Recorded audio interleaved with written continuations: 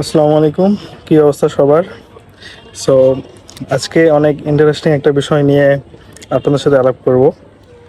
সম্ভবত পরশুদিন হবে।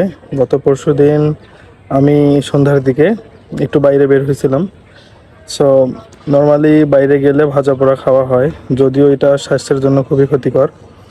সো আমি একটা দোকানে ডাল পুরি খেতে গেছিলাম। সো ওই দোকানটার পুরিটা অনেক সুন্দর হয় এবং সাথে যে সসটা দেয় সসটা অনেক সুন্দর।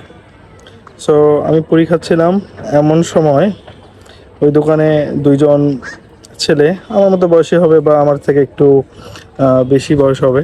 সো ওনারা দুইজনের মধ্যে একজন আরেকজনকে বলতেছিল যে তেলে ডুবন্ত জিনিস খুব ক্ষতিকর শরীরের জন্য। সো ডেফিনেটলি এটা ক্ষতিকর শরীরের জন্য। তারপর আবার এটাও বলতেছে যে বাসায় তেলে রান্না করা যে কোনো জিনিস, সেটা হতে পারে মাছ, মাংস অথবা অন্য কোনো তরকারি বা সবজি। সো একবার তেলে রান্না করার পর ওইটা দ্বিতীয়বার যদি আমরা ফ্রিজে রেখে মানে গরম করে যদি আমরা খাই দ্বিতীয়বার, তাহলে এটা শরীরের জন্য অনেক বেশি ক্ষতিকর। সো একজন এই কথাটা আরেকজনকে বলতেছিল। আমি তো ওখানে প্রেজেন্ট ছিলামই। সো আমি পরীক্ষা ছিলাম আর ওদের কথাগুলো শুনতেছিলাম, যেহেতু আমার সামনেই ওরা ছিল। ওরাও পুরি খাচ্ছিল, কিন্তু পুরি খেতে খেতে গল্পগুলো করতেছিল আর কি। সো ঠিক আছে, ওনারা ভালো কথাই বলছে যে তেলে ডুবন্ত জিনিস খাওয়া আমাদের জন্য ক্ষতিকর, এবং সেই সাথে বাসায় যে আইটেমগুলো রান্না করা হয় ফ্রিজ থেকে বের করে যে আইটেমগুলো রান্না করা হয়, সেগুলো দ্বিতীয়বার যখন আবার আমরা গরম করে খাই, ফ্রিজে রাখার পর গরম করে খাই, এটা আমাদের জন্য, মানবদেহের জন্য অনেক ক্ষতিকর।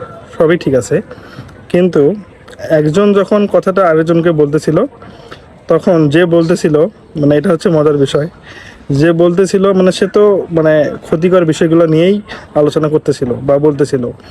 সো যেহেতু এগুলো জিনিস ক্ষতিকর, তার মানে যে কোনো ক্ষতিকর জিনিসই ক্ষতিকর, এটা তো মানতেই হবে।